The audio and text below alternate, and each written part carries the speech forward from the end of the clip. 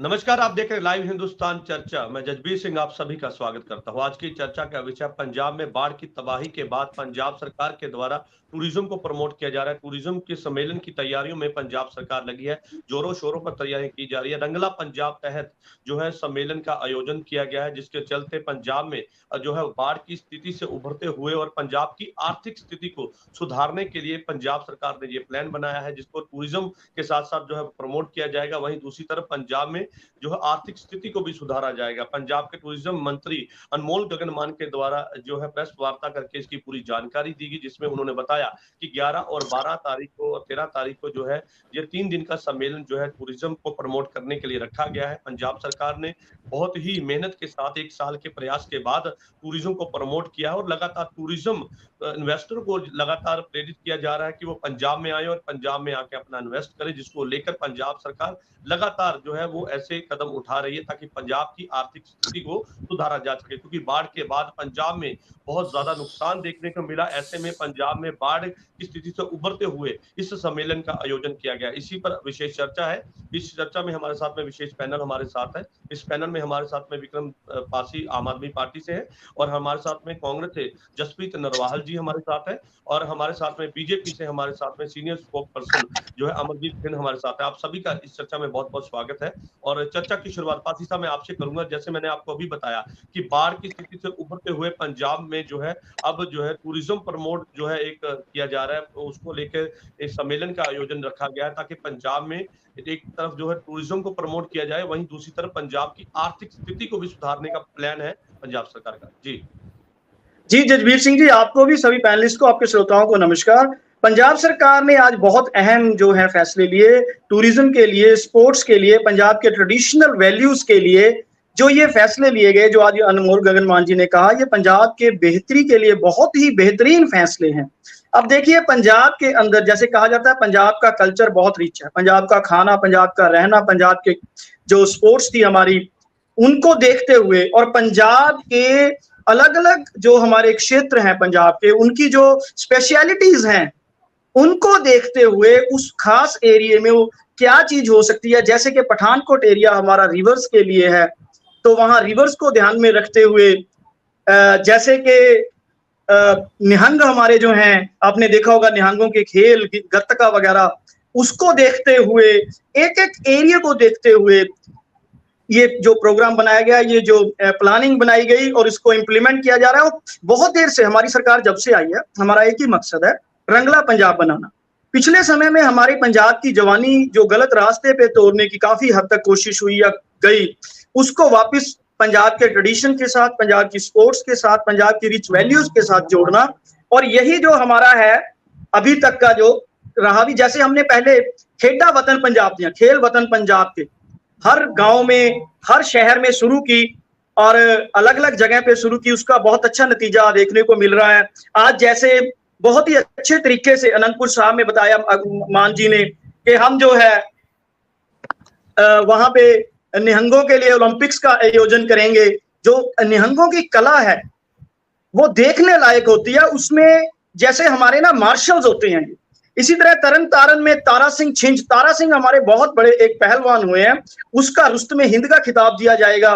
बहुत ही मतलब अहम जो फैसले लिए गए, एरिया वाइज लिए गए, जैसे संगरूर में कहा गया बेहतरी के लिए गए। बिल्कुल, इससे ना सिर्फ हमारी आमदन बढ़ेगी, इससे ना सिर्फ नौजवान को हम सही दिशा देंगे। बिल्कुल बिल्कुल पासी साहब, मैं लौटूंगा आपके पास, एक एक रिएक्शन सबसे ले लेते हैं। जसप्रीत नरवाल जी हमारे साथ है, कांग्रेस से है।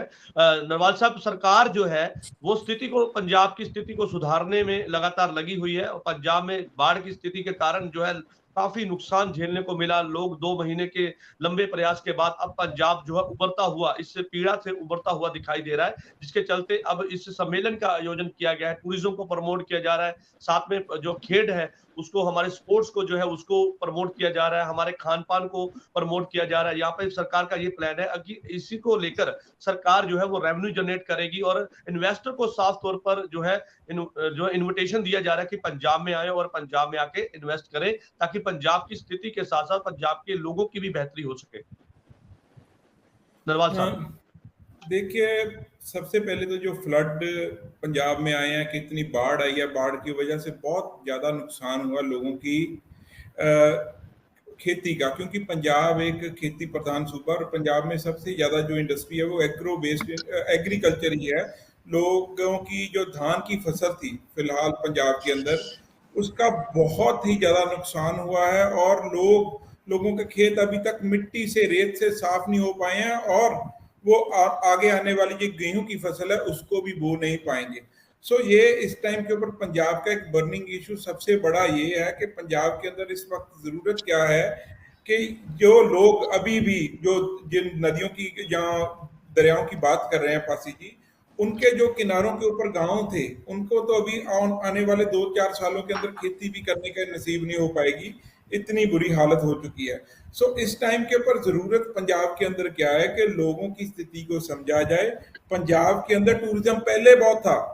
अगर आप बात करें, अगर आप 2017 की बात करें या 2019 से लेके जो पहले का जो टूरिज्म था और उसका जो ड्रॉबैक आया 2022 के अंदर पंजाब के अंदर, अगर टूरिज्म को बात करें, चाहे वो डोमेस्टिक टूरिज्म हो चाहे वो इंटरनेशनल टूरिज्म हो, 45% यानी कि 40% ड्रॉप जो टूरिज्म का पंजाब के अंदर था वो 2022 और 23 के अप्रैल तक जो एक काउंट किया गया फाइनेंशियल ईयर के अंदर, जो एक पंजाब के लिए बहुत ही बड़ा ड्रॉबैक है।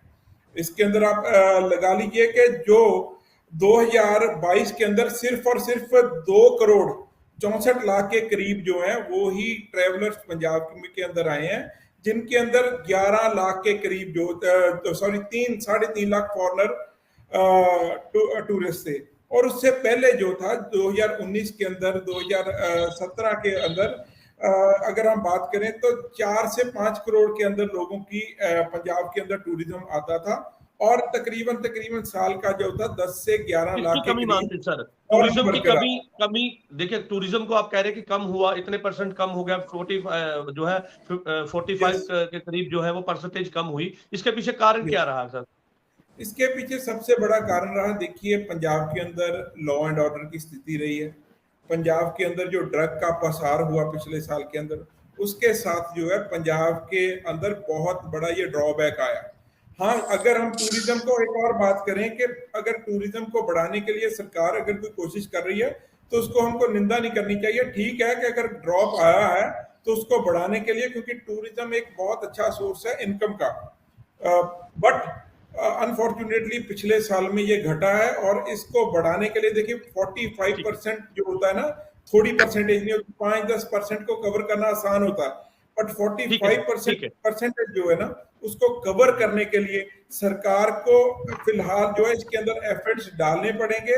और जो सबसे पहली जो अभी हम टूरिज्म को क्या दिखाएंगे कि लोगों के जो गिरे हुए मकान दिखाएंगे, पंजाब में कैसे खुशहाल दिखाएंगे जब किसान रो रहा है पंजाब का, उसको सिर्फ 6800 रुपीज जो है वो नरवाल साहब मैं लौटूंगा आपके पास, उससे पहले अमरजीत जी के पास मैं रुक करूंगा। सर आपने सुना, वो कहते हैं कि देखिए टूरिज्म को प्रमोट करना अच्छी बात है, लेकिन ऐसे में जो ड्रॉप हुआ है उस पर भी ध्यान देना चाहिए। जो पंजाब की इस समय आर्थिक स्थिति है वो भी किसी से छुपी नहीं है, लेकिन ऐसे में बाढ़ के कारण हुई तबाही भी कहीं ना कहीं इस पे इफेक्ट है। लेकिन ऐसे में वो कहते हैं कि 45% जो है ड्रॉप आया है, लेकिन उसको कवर अप करने में सरकार को प्रयास करने चाहिए, टूरिज्म को प्रमोट करना चाहिए, और जो पहले से टूरिज्म के जो प्रोजेक्ट लगाए गए या उस पर काम किया गया उस पर सरकार को ध्यान देना चाहिए।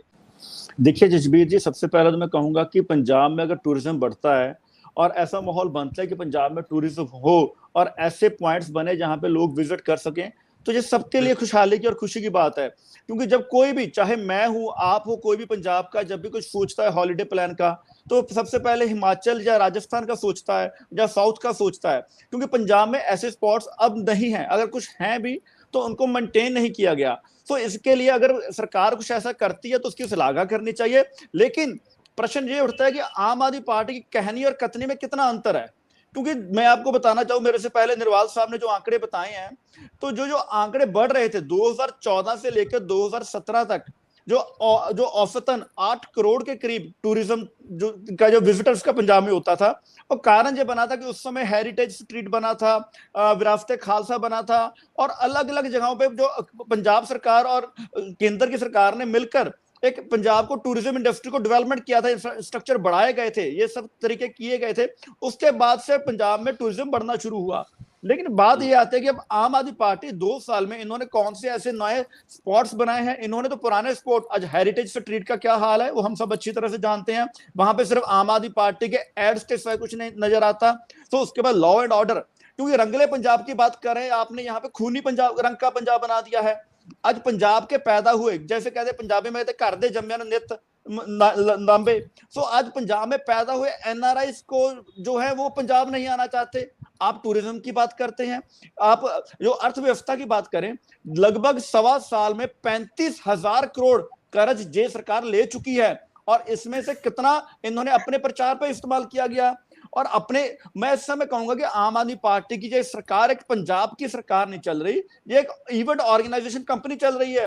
कोई भी 1 आध महीने में आप देखिए कोई नया इवेंट लेकर आ जाते हैं, हम ये करने जा रहे हैं, वो करने चाहते हैं, और उसके बाद इनका निकलता कुछ नहीं है, रिजल्ट्स कुछ नहीं मिलते।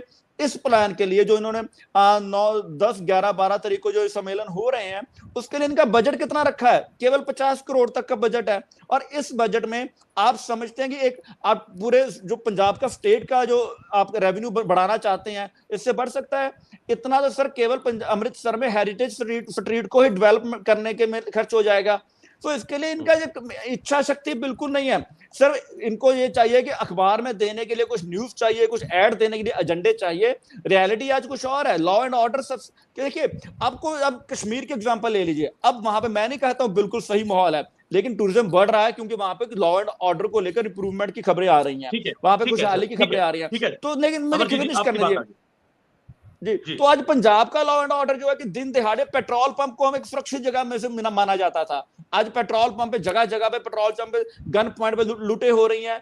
दिन कहीं भी अब दुकानदारों से गन पॉइंट पे लूटा जा रहा है, बैंकों के सामने रेडी वालों से लूटा जा रहा है। तो इसलिए आज पहले लॉ एंड ऑर्डर के ऊपर फोकस हो, उसके बाद टूरिज्म बढ़ना चाहिए। एक ऐसा माहौल जो है वो उसको तैयार करना होगा, पंजाब सरकार के लिए इतना आसान नहीं है। पासी साहब, आपने सुना जिस तरह से वो कहते हैं कि एक ऐसा माहौल बनाना पड़ेगा, एक आपको सुरक्षित माहौल बनाना पड़ेगा, लॉ एंड ऑर्डर को सुधारना होगा। और सबसे बड़ी बात उन्होंने कही कि अभी तक जो आपने शुरुआत की है उसका रिजल्ट क्या आया है। और ऐसे में अब जो सम्मेलन रखे गए हैं टूरिज्म को प्रमोट करने के लिए, इन्वेस्टर को बुलाया जा रहा है ताकि पंजाब में इन्वेस्टर जो है वो समिट हो, उसमें इन्वेस्टर जो है ज्यादा से ज्यादा आए ताकि पंजाब सरकार उनसे रेवेन्यू जनरेट कर पाए। तो वो कह रहे हैं कि इसका रिजल्ट क्या आया है। और आप सबसे बड़ी बात कि पंजाब में जो है लॉ एंड ऑर्डर को सुधारना होगा, और उसको लेकर सवाल खड़े किए सर। जजबीर सिंह जी, मैं शुरुआत करूंगा कि जो बैठे रहे हाथ पे हाथ रखकर वो शोर मचा रहे हैं, पंजाब के हालात के जिम्मेवार घड़ियाली आंसू बहा रहे। पहली चीज तो मैं ये बता दूं, अब मेरे दोस्त नरवाल जी ने 2019 या 2022 का जो कंपैरिजन किया, कहते हैं जी टूरिस्ट घटा है। तो मैं इनको ये क्लियर कर दूं कि जो कोविड पैंडेमिक आई थी तो पूरे देश के अंदर टूरिज्म घटा था और पंजाब में भी घटा था। अब ये इन्होंने बात करी है 2022 की, तो मैं इनको बता दूं कि 2021 में 2,70,00,000 लोग जो टूरिस्ट यहाँ पंजाब में आया, और 2022 में 3,08,00,000। तो इंक्रीज हुआ, डिक्रीज नहीं हुआ 2021 से 2022 का। अगर कहो तो मैं आपके ये चैनल पे दिखा भी रहा हूं, अगर क्लियर नजर आ जाए तो। अब दूसरी बात मैं इनको ये चीज बता दूं, जब ये लॉ एंड ऑर्डर की बात करते हैं तो मैं इनको बताना चाहता हूं कि या तो बीजेपी के मेरे प्रवक्ता जानबूझ के गलत डाटा दे रहे हैं, या ये खुद अपने ही मिनिस्टर्स को डिनाई कर रहे हैं। क्योंकि नित्यानंद राय जी ने जनवरी 2023 में राज्यसभा में कहा कि लॉ एंड ऑर्डर मेंटेन करने में पंजाब दूसरे नंबर पर है। दूसरी बात, एनसीआरबी का डाटा, नेशनल क्राइम ब्यूरो का, वो क्या कहता है कि लॉ एंड ऑर्डर मेंटेन करने में पंजाब दूसरे नंबर पर है। अब नरवाल जी की सरकार है हिमाचल में, उसमें पंजाब से ज्यादा क्राइम है। राजस्थान में, उसमें पंजाब से ज्यादा क्राइम है। बीजेपी की सरकार है हरियाणा में, मैं आपको एक्चुअल डाटा दूं, पंजाब में पर कैपिटा 242। सुन लीजिए, इंटरप्ट मत कीजिए, मैंने इंटरप्ट नहीं किया, बहुत गलत आप इंटरप्ट मत कीजिए। एनसीआरबी का डाटा मैं आपको चैलेंज करता हूं, ले आइए, मैं अभी दिखा देता हूं। आप बीच में शोर मचा के अपने झूठ को सच नहीं कर सकते जिन सब। और आप एनसीआरबी का डाटा पंजाब में पर कैपिटा 242। सुन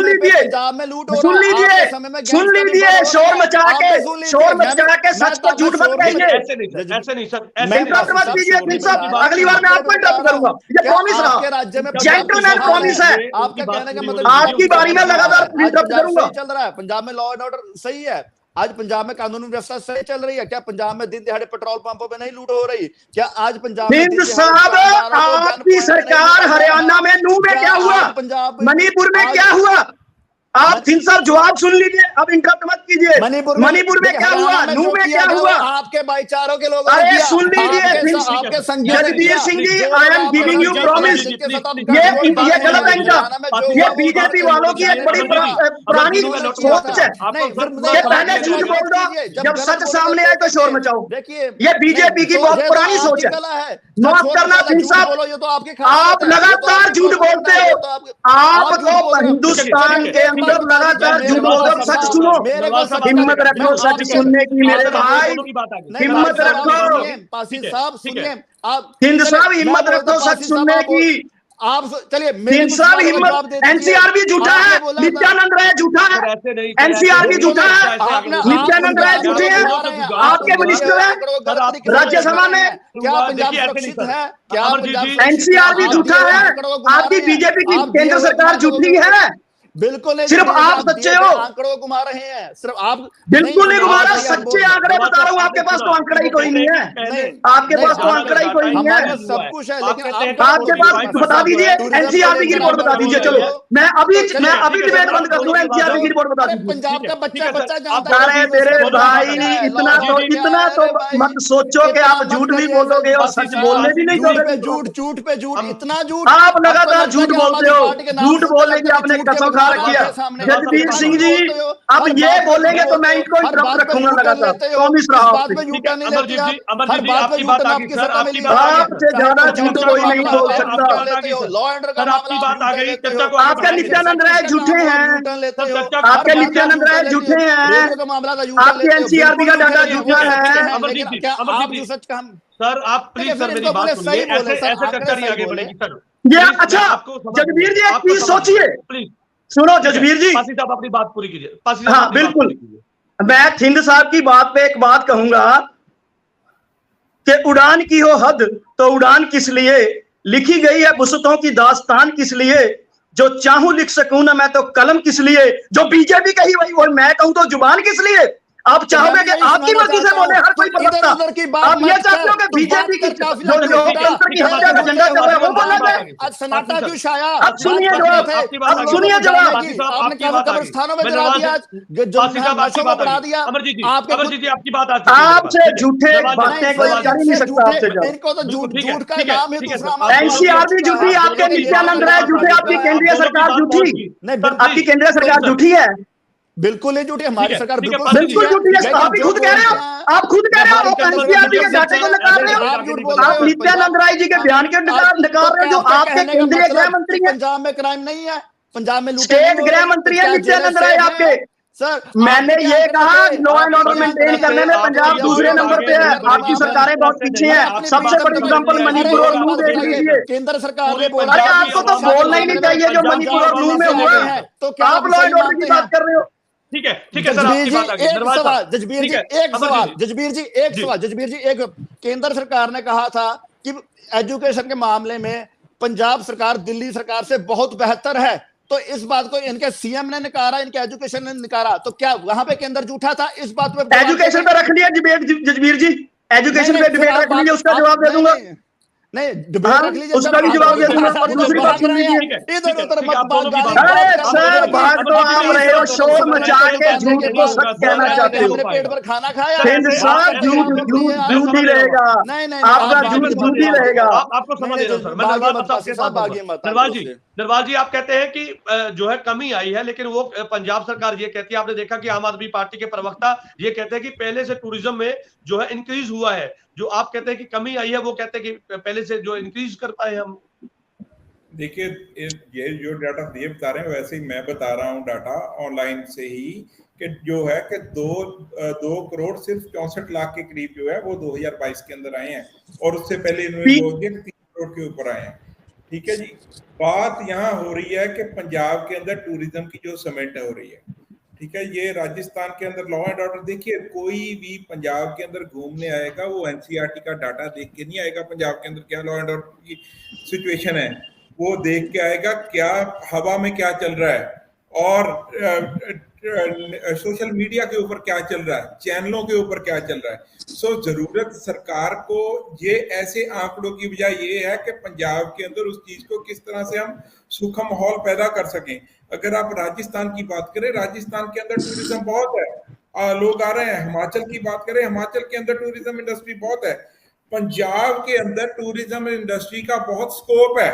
जैसे कि बीजेपी वाले हेरिटेज स्ट्रीट की बात कर रहे थे, हेरिटेज स्ट्रीट जो है वो एक टूरिज्म स्पॉट नहीं है, ठीक है जी। वो सिखों की आस्था के लिए एक हरमंदिर साहब को जाने वाला रास्ता है, उसकी अगर सेवा की है किसी ने, अगर उसको मेंटेन किया है, तो वो टूरिज्म के लिए नहीं किया गया है, वो तो सभी के लिए किया गया है। और टूरिज्म के अंदर देखिए सबसे बड़ी बात है पंजाब के अंदर जो हरी के पत्तन के अंदर जो बर्ड सेंचुरी है, उसकी डेवलपमेंट के लिए उसके ऊपर सोचना चाहिए।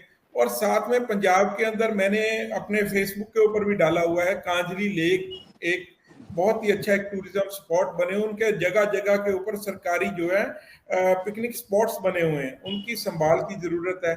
और अगर हम सबसे एक बात करें नरवाल साहब, यही तो सरकार कहती है। नरवाल साहब सवाल ले लीजिए, यही सरकार कहती है।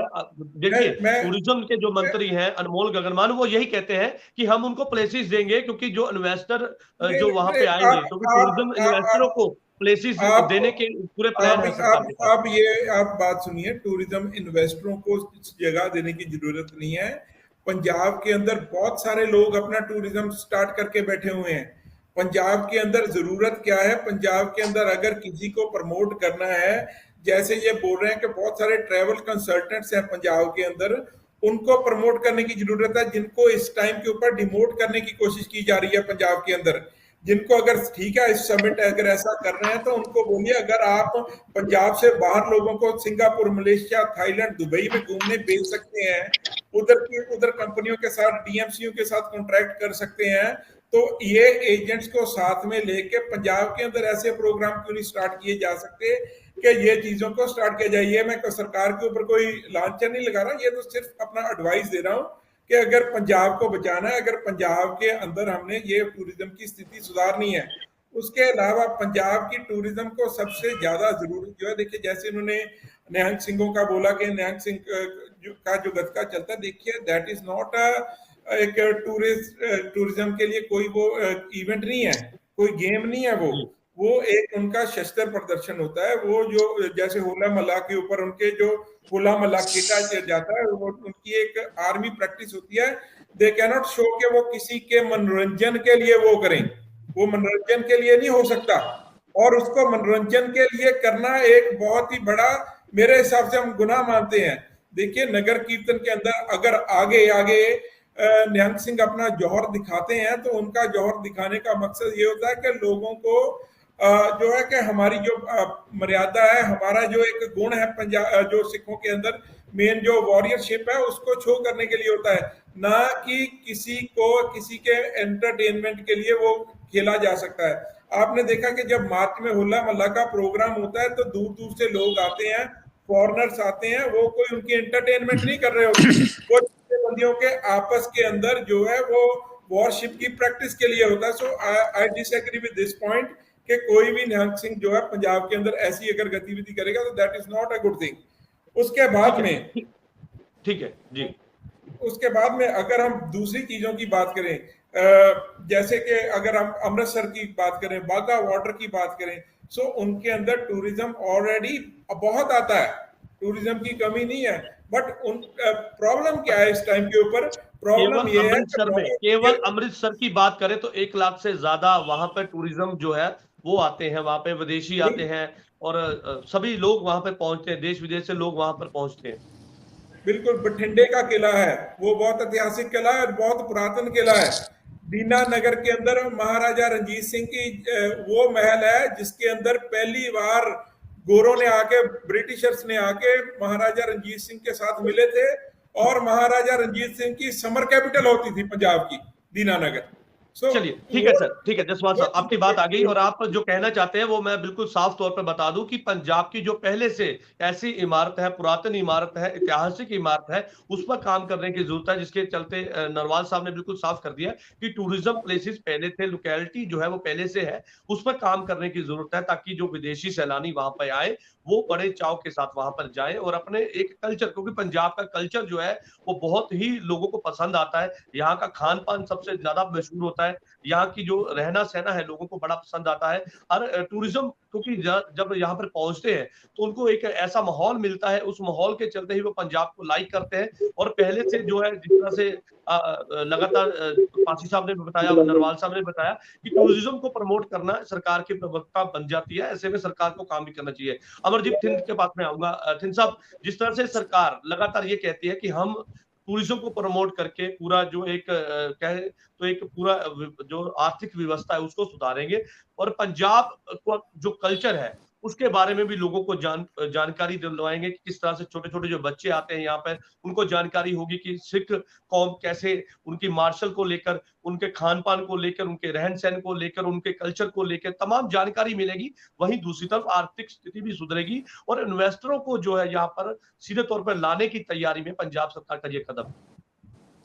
देखिए, मैं पहले भी कह चुका हूं कि अगर इस तरह का कुछ होता है जिससे पंजाब में टूरिज्म बढ़ता है तो हम सबके लिए इसके बहुत अच्छी बात है, क्योंकि इसमें सबसे पहली बात तो ये होगी कि जो पंजाब का रहने वाला लोग है वो पंजाब में ही स्टक होगा टूरिज्म पॉइंट्स के लिए जाकर। और जो टूरिस्ट इन्वेस्टर आते हैं तो वो एक बहुत बड़ी मात्रा में अमाउंट इन्वेस्ट की जाती है, चाहे वो 5 स्टार होटल्स हो, चाहे कोई भी इवेंट्स हो, चाहे लग्जरीज हो, चाहे लग्जरी, क्योंकि टूरिज्म के साथ साथ कंफर्ट जोन भी क्रिएट करना पड़ता है। तो ऐसे में अगर ऐसा पंजाब में कुछ होता है तो इससे ज्यादा कोई खुशी की बात हमारे लिए नहीं हो सकती। लेकिन बात फिर वही आती है कि आप उसके लिए फंड्स कितने एलोकेट करते हो पहले, क्योंकि अगर आप सोच रहे हो कि इससे आप रेवेन्यू जनरेट करोगे तो पहले आपको अच्छा इंफ्रास्ट्रक्चर भी देना होगा। जो पुरानी इमारतें हैं हमारी आज उनको मेंटेन करने की जिम्मेदारी भी आपकी है। तो 1.5 साल में ऐसा अभी तक कहीं भी नजर नहीं आया कि कोई किसी पुरानी जो भी इमारत है, जैसे अभी नरवाल साहब ने बहुत सारे किलों के बारे में बताया, महाराजा रणजीत सिंह के किला के बारे में बताया, बठिंडा में जो फोर्ट है उसके बारे में बताया, तो इन सबको हम लोग बहुत अच्छी तरह से जानते हैं। लेकिन बात ये होती है कि उसके साथ साथ उसके आसपास का माहौल, उस एरिया की डेवलपमेंट, वहां के कनेक्टिविटी, रोड्स, वहां पे जो कम्युनिकेशन है, ये सब चीजें हैं। तो इसके लिए बहुत कुछ करना होता है साथ में। तो इसके लिए अभी तक आम आदमी पार्टी की जो मैं बोलूंगा कि अभी हमारे मिनिस्टर नमोनका का नाम, उनकी तरफ से ऐसे कुछ कदम नजर नहीं आए गए। हाँ, ये होता पहले इन सबको डेवलप करते, जैसे अकाली दल बीजेपी की सरकार थी उस समय, पहले हमने विरासत खालसा अमृतसर अनंतपुर साहब में डेवलप किया और उसके बाद वहां पे ट्रेन को अलॉट करवाया और कई और स्पॉट्स को अलॉट करवाया। तो उसके बाद वहां पे हमने उस चीज को प्रमोट किया कि ये एक नई चीज हमारी बनी है, आप आइए। तो मैं ये एग्जांपल के तौर पर दे रहा हूं। तो इस तरह से पहले हमें जो इन चीजों को डेवलप करना होगा, इंफ्रास्ट्रक्चर को और लॉ एंड ऑर्डर को, और साथ लोगों का विश्वास जीतना होगा। खाली इसको अगर आम आदमी पार्टी एक इवेंट के तौर पे और बाद में दूसरे सूबों में जाकर चुनाव के समय पे प्रचार के लिए करना चाहती है तो सर ये गलत होगा। लेकिन हाँ, इस कदम से अगर कुछ अच्छा निकलता है तो वो वहां सबके लिए, पंजाब के लिए अच्छी बात होगी। चलिए मैं पासी साहब के पास आऊंगा। पासी साहब, आपने सुना लगातार सवाल खड़े किए गए और वो कहते हैं कि अगर आप प्रमोट करते हैं, अगर आप इस तरह से टूरिज्म को प्रमोट करते हैं तो उसके लिए सरकार अच्छे काम के लिए जो है वो सलाह, जो उनका कदम जो है वो अच्छा कदम है। लेकिन ऐसे में सवाल भी खड़े किए गए। वो कह रहे हैं कि ऐसा माहौल आपको बनाना चाहिए क्योंकि पंजाब के दामन में ऐसी इमारतें हैं, पंजाब की इमारत में ऐसी संजो के पूरी एक रखी गई है, लेकिन उस पर काम करने की जरूरत है, उसको प्रमोट करने की जरूरत है। लेकिन आज जो कदम सरकार उठाने चाहिए था, लेकिन ऐसे में आगे भी भविष्य में भी इस तरह के कदम उठाने पड़ेंगे। देखिए जजबीर जी, पंजाब सरकार ने कहीं नहीं कहा कि जो पहले से टूरिज्म का जो काम चल रहा है उसको कहीं रोका जाएगा या उसको चेंज किया जाएगा। उसको तो उत्साहित किया ही जा रहा है, लेकिन टूरिज्म को और अट्रैक्ट करने के लिए, पंजाब के लोगों की बेहतरी के लिए, पंजाब के अंदर जो मनी और आए, लोग जो हैं यहाँ पे और ट्रेडिशनली जुड़े और यहाँ के नौजवानों को और रोजगार मिले, उसके लिए एक आज अनमोल गगन मान जी ने बहुत ही अच्छे डिसीजन जो पंजाब सरकार ने लिए वो बताए। अभी वो इंप्लीमेंट होने हैं। अभी आज उनका डिसीजन हुआ है, लेकिन आज ही शंकाएं किंतु परंतु ये कहीं ना कहीं विपक्षी पार्टियों की मंशा पर सवाल पैदा करती है कि ये कभी नहीं चाहते कि पंजाब का भला हो। सिंध साहब ने कहा जी कि अकाली बीजेपी की सरकार के समय हमने ये किया। मैं इनको बताना चाहता हूं कि आप अगर अकाली बीजेपी की सरकार का देखोगे तो पंजाब के माहौल को सबसे ज्यादा दर्द उसी वक्त सहना पड़ा।